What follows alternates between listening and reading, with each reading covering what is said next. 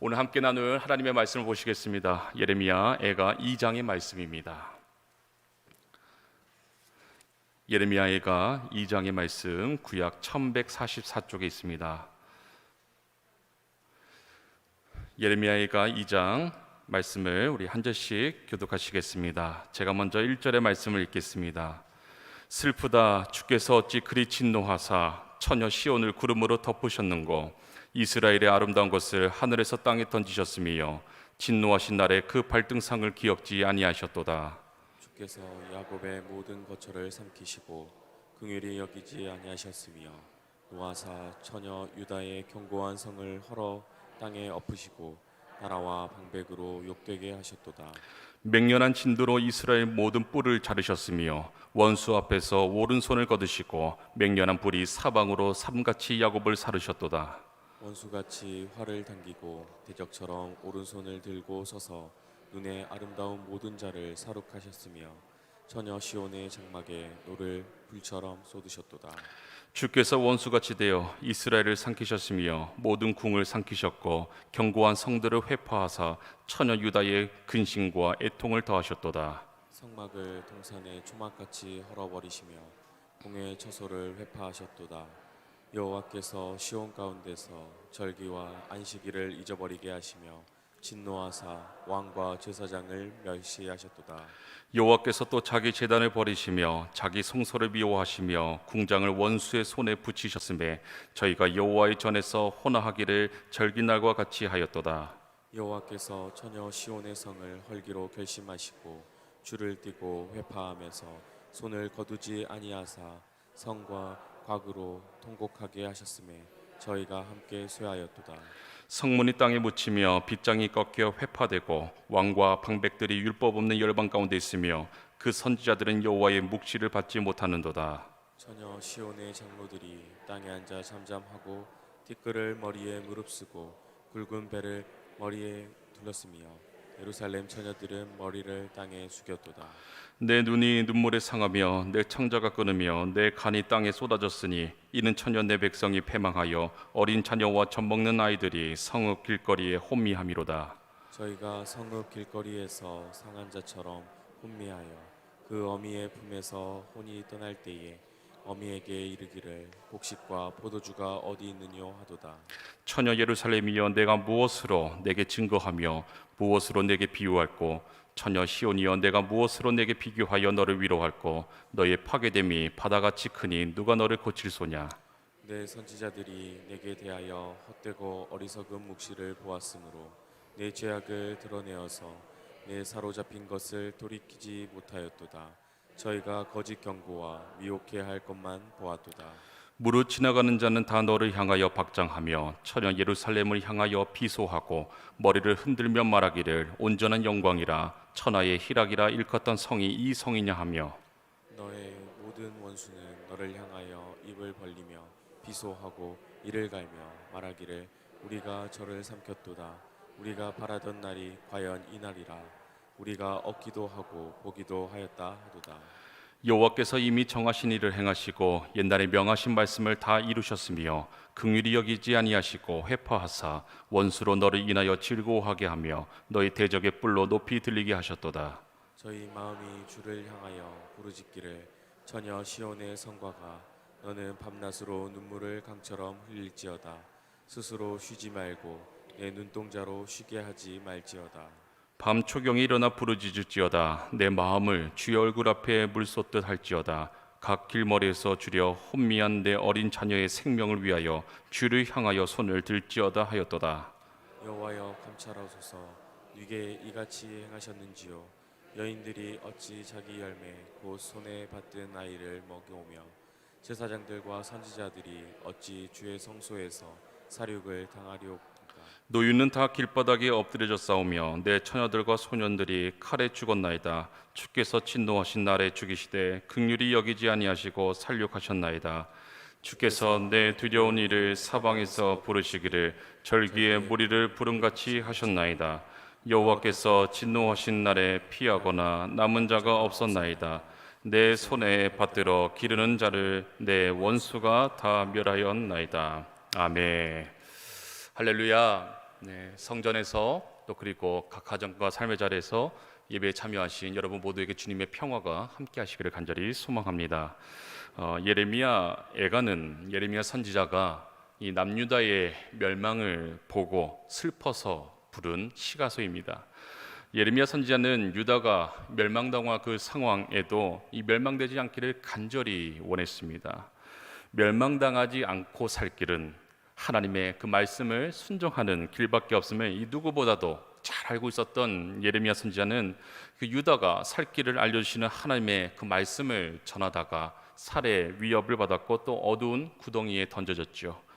그래서 예레미야 선지자가 전했던 이 살 길에는 뭡니까? 이 굴욕적인 어떤 항복을 담고 있었다기에 사람들이 이 예레미야 선지자에게 분노하며 하나님의 말씀을 이제 거부하였습니다.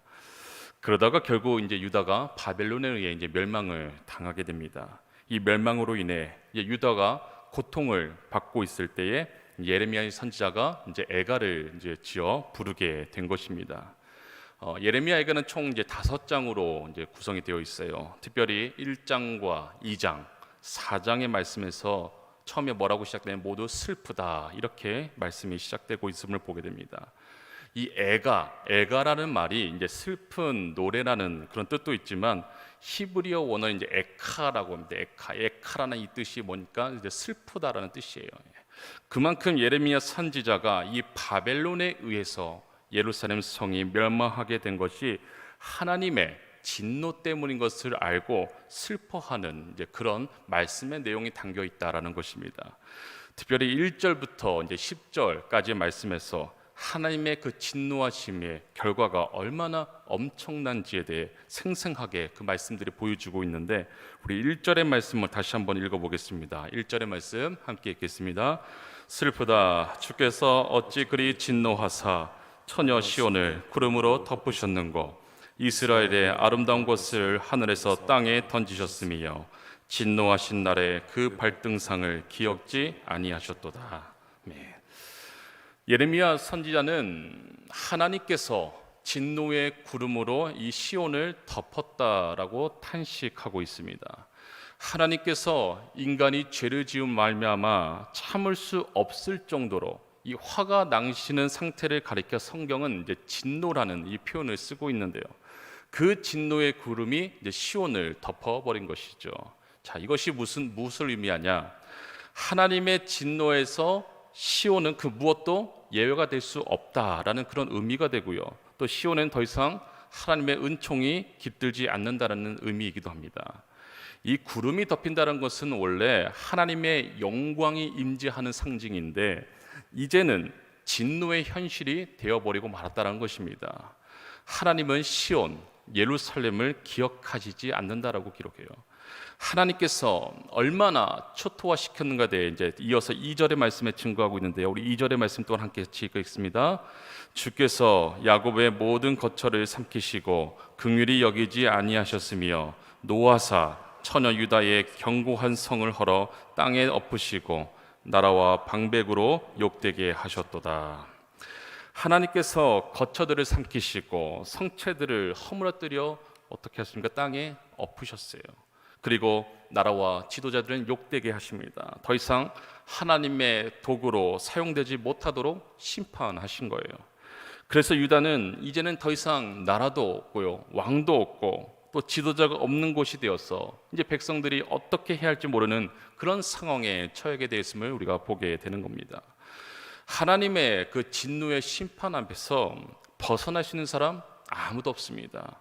모든 사람은 죄인이기에 단 한 사람도 이 진노의 심판에 예외가 될 수 없다라는 의미예요. 또 하나님의 그 진노의 심판 앞에 긍휼이 없습니다. 그 누구도 하나님 심판대 앞에서 긍휼을 기대할 수가 없다라는 거예요. 긍휼이라는 것이 무엇입니까? 죄인에게 베푸시는 하나님의 사랑을 말하는 거예요. 하나님은 죄를 눈감아 주시거나 적당히 벌하시지 않으십니다. 모든 행동, 그 동기, 삶의 목적을 다 드러내어 철저히 심판하신다는 거죠. 그런 하나님의 심판을 생각한다면 우리는 두려울 수밖에 없지 않겠습니까?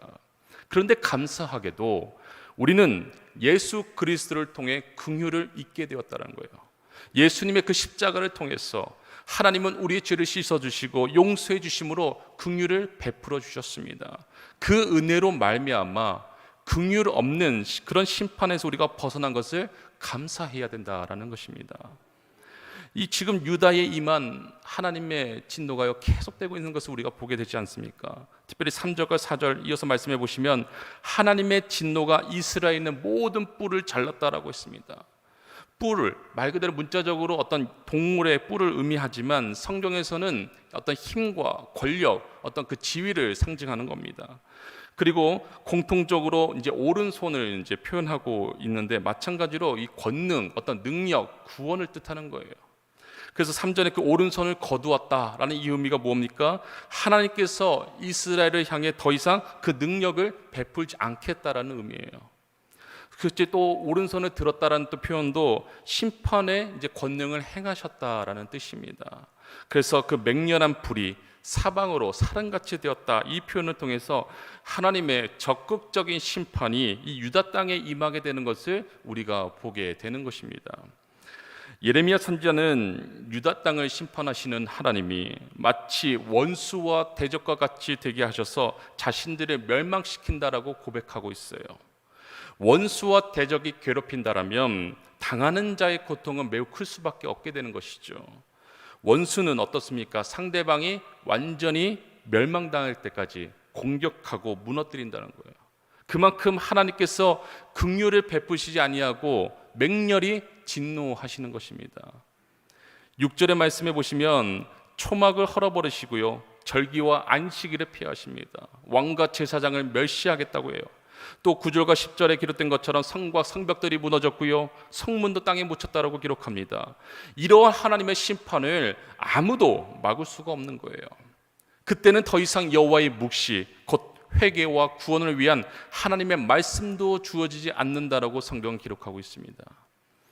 예레미야 선지자가 여호와께서 이렇게 예루살렘에 심판하신 그 이유를 밝히는데 그들이 헛되고 어리석은 묵시를 따랐다라고 그렇게 고백하고 있어요. 선지자들은 거짓되고 어리석은 묵시, 거짓 경고와 백성을 미혹시키게 할 그것만 보았고 그것들을 백성들에게 전했다라는 거예요. 죄에 대해 회개하라, 이 하나님의 말씀을 거절하고 세상이 주는 그 거짓 평화와 안정만을 기대하고 살도록 가르쳤다라는 겁니다. 이처럼 하나님은 죄를 회개하지 않고 하나님 뜻에 순종하기를 거절한 자를 용서하지 않으십니다. 하나님을 떠나서 세상의 그 즐거움과 안정만을 보고 추구하는 자를 하나님께서 반드시 심판하신다는 겁니다. 그래서 우리의 삶이 늘 이 땅 가운데서 거룩하게 살아가야 되는 것입니다. 죄를 미워하고 하나님 말씀을 의지하며 순종하는 그런 자세가 우리에게 반드시 필요하다라는 말씀입니다. 하나님께 지속적으로 특별히 불순종의 삶을 살아가는 것, 그것이 곧 죄악된 삶이며 결국 하나님의 위로와 회복을 기대할 수가 없기 때문에 그렇습니다. 10절의 말씀해 보시면 장로들이 티끌을 머리에 쓰고 굵은 배를 허리에 두르고 슬퍼하고 회개되어 너무 늦었다라는 거예요. 심판이 임하고 나면 회개와 구원의 기회는 더 이상 없음을 오늘 말씀을 통해서 우리가 보게 되는 거예요.